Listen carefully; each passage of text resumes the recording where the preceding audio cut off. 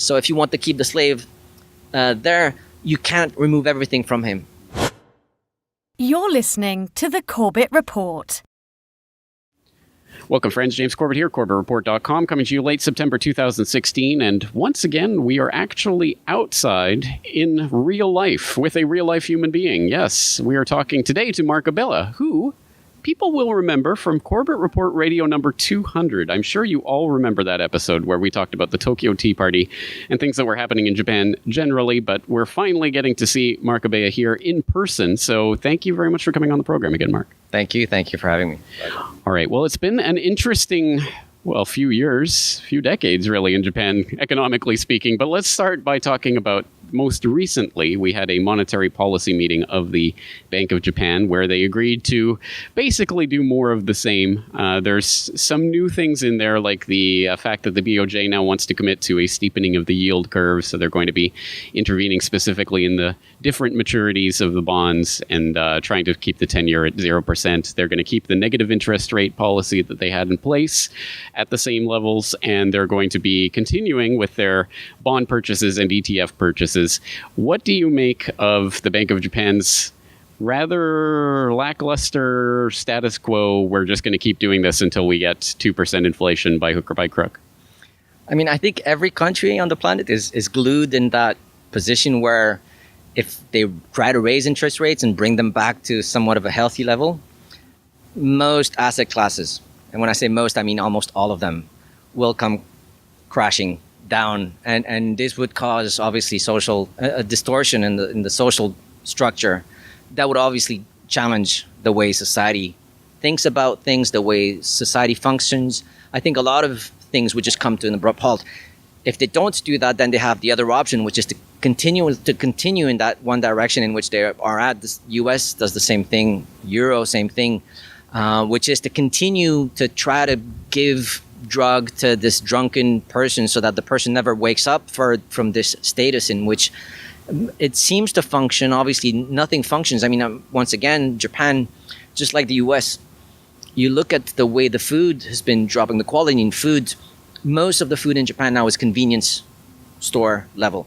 I mean, when I first came to Japan, 100 yen would get you 100% juice.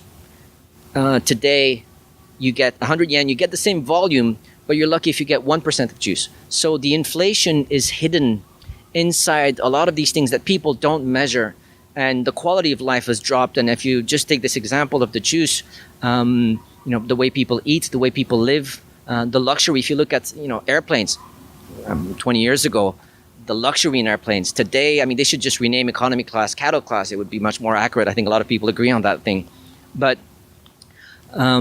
if they raise interest rates, they're doomed because society comes. I mean, a lot of asset classes are going to come. The equation is just going to come back, and the math is just going to come back and haunt them. But if they don't raise it, then they're just going to keep on with this sleepy drug addict. And I think ultimately down the road, most people agree that there was a research done on 750 currencies, and the average life expectancy of a currency apparently is 27 years. The dollar, on which the yen was intimately tied for a while, was unpegged from gold 1971, August 15. So, we're past the 27-year-old life expectancy. We're 45-year-old into this. So a lot of people could argue easily. Yeah, I mean, you could very easily make a very strong case for hyperinflation, tomorrow morning, or in 5 years or in 10 years. It's very difficult to, but I think we've left the world of if. We're already in the world of when. And so it's just a battle with time mostly. But yeah, they're doomed if they do raise, they're doomed if they don't. So it's a very difficult. And then the lie keeps on piling up. The quality of the lie has to follow. It has to be proportional to the distortion.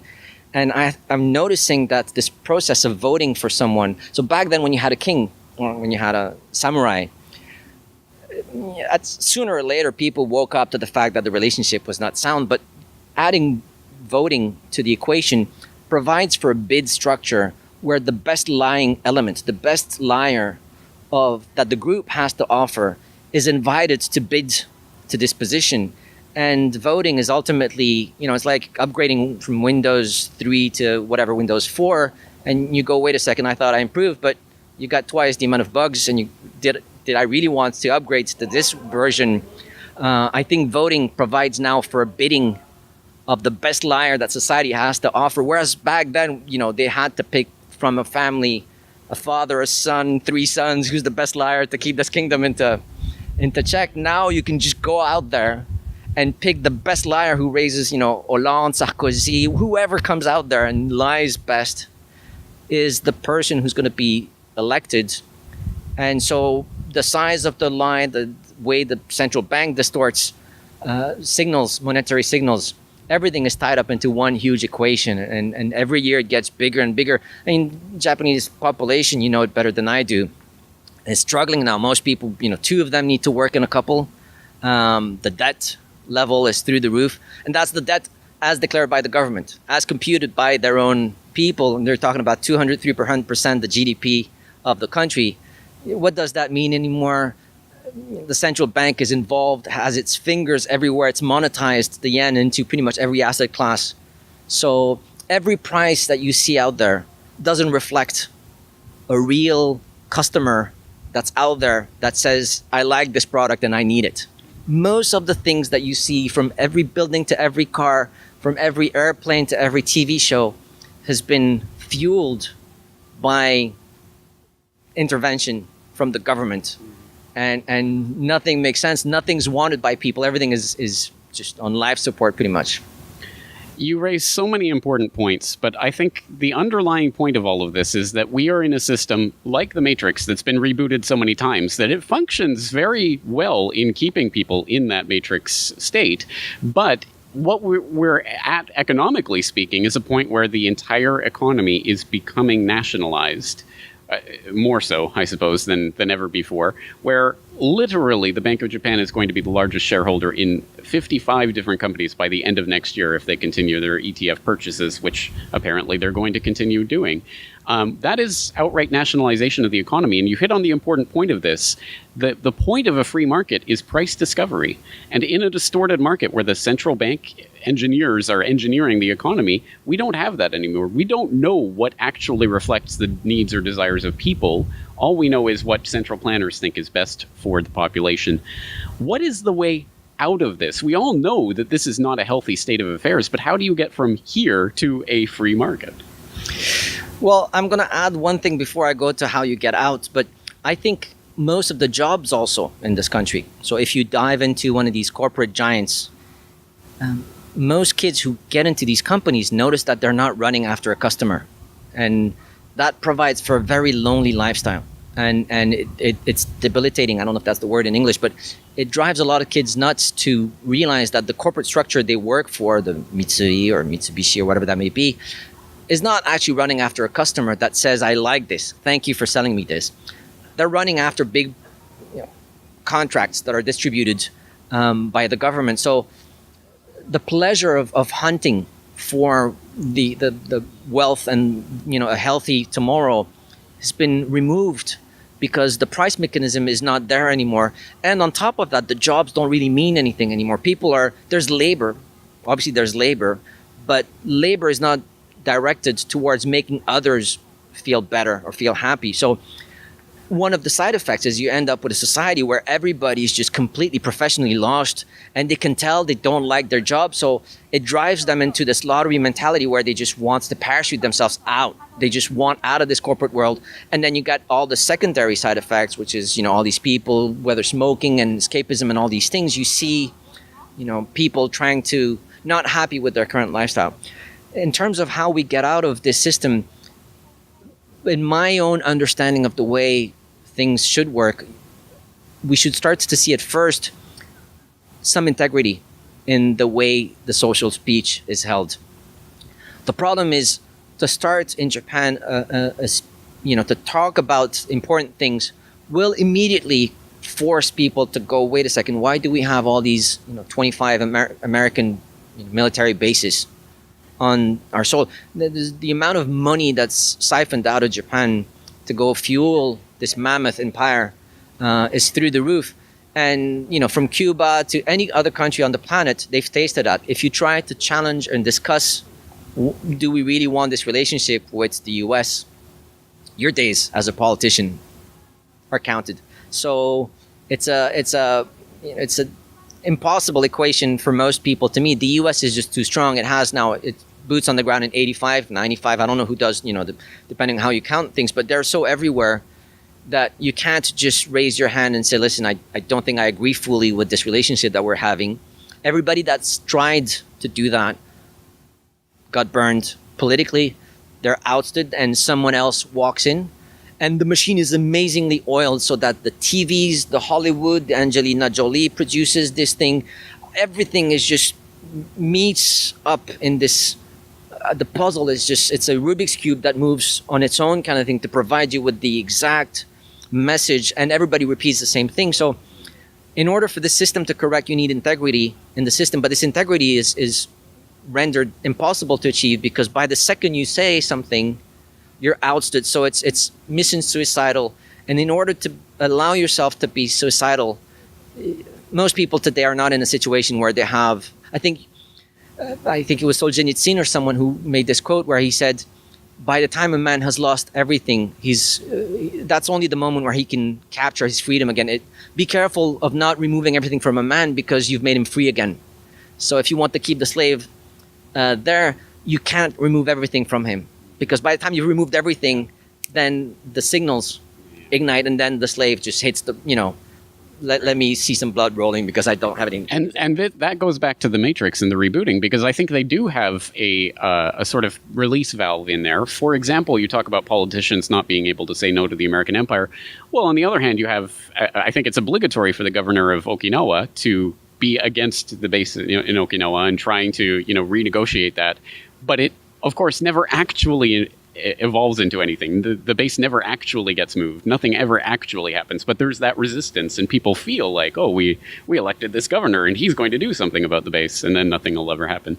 So there's the release valves that are built into the system. Sure. So economically speaking, let's bring this back down to the personal level of actual real people living a personal lived experience in an economy that is this false consciousness of this, cooked books and all the government deciding what people want rather than people deciding what they want. People living their lives in this system that's been designed for this corporate treasury where in the past you've basically sold your soul to a corporation, worked for them for 40 years or whatever, you retire, you get taken care of in the end. That's clearly breaking down. We have more people retiring now, pensioners coming on board who are now selling their bonds. So the Japanese government is having more and more problems selling bonds, so they have to sell them to the Bank of Japan. It's an insane system that is going to explode. What does that look like for a society that has been so used to having everything taken care of, having that road smoothed for them when the shock actually comes? Will Japan disintegrate morally, socially? In what sense? It's a difficult question. I've lived myself a few hyperinflations. I've seen them at play in Ukraine 25 years ago. I've seen them in Lebanon as well. It's less Mad Max than we think. Things stop working, but they keep on working one way or another. You lose people, hit the wall. They're woken up one morning, all your savings are gone. The paper you have in your pocket is worthless. But human nature makes it, it keeps on happening. And I think actually, if anything, the reset will be healthier than what we have right now. As you know, today, the society clearly shows signs of fatigues. Most people, they don't build families anymore. Most of them are not enjoying life in sufficient amount so that they really want, they're really forward looking. So I think now is pretty much the sickest moment that we're going through. And I think if anything, when the system is just gonna come to a halt and people are just gonna wake up from that drunken stage in which they are, I think we're gonna see probably something better, or so I do hope. But I do get the feeling that something will need to snap at some point. And I think hyperinflation is what it will be, because we don't have the integrity. It's impossible to have it. So hyperinflation, nature will have to come up with one of its, under the sleeve equation and just throw things at us. And I think hyperinflation is the only one that's available out there. And suddenly people wake up to, how futile everything they were watching on TV was, to the relationships, to everything they were doing, saying, working, eating, partying all of that just suddenly comes to a collapse, and everybody just awakens, and then it lasts for a generation, and then it starts again. So the Matrix, obviously, we're going through 6.0, and then it resets for an instant, and then off you go. But that moment of reset is the freedom, perhaps, that Solzhenitsyn was talking about. Sure. All right, so let's. I hate when people ask me the crystal ball question, so I'll ask it to you. If you were a betting man, do you think that clearly what we're seeing in Japan is not a Japanese phenomenon? It's happening in the U.S. with the Federal Reserve. It's happening in Europe with the ECB. It's happening in England with the Bank of England. Central banks around the world have inflated this bond bubble and have created the situation that we're in right now. It's going to burst, but where do you think that bursting will happen first? Will it be the Fed raising interest or trying to hike rates and causing the whole thing to collapse? Will it happen in Japan? Will the Japanese government not be able to finance a debt issue? Where do you think the pressure point is? Well, if you look at what happened in 1985, for example, when the Japanese central bank started to lower the rate and the Nikkei and the land started to go up, 87, 89, they said, okay, we have to raise interest rates.